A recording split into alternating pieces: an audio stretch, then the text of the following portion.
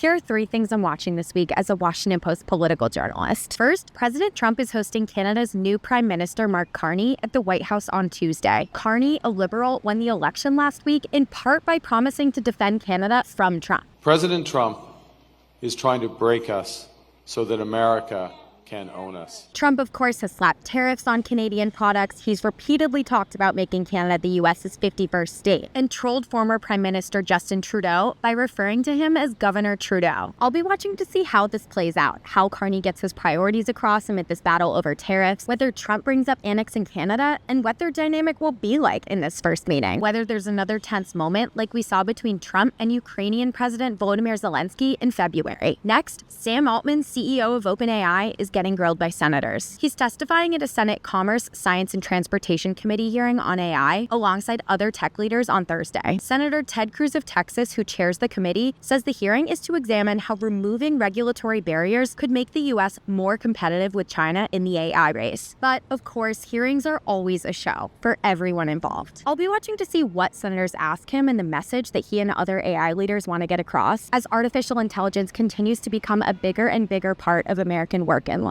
For context here, Altman was among the tech leaders who contributed to Trump's inauguration fund. He donated $1 million and also attended the inauguration. Finally, 2 important deadlines this week. As of Monday, collections on federal student loans that are in default have restarted. That means if you haven't made payments for long enough, the government will start taking that money from things like pensions, tax refunds, and even potentially your paycheck. You can check your status and learn more about next steps at studentaid.gov. And as of Wednesday, you need a real ID for domestic travel or another acceptable form of identification like a passport. The hard deadline is finally here. If you show up with a driver's license starting May 7th that is not a real ID, TSA says you will be turned away.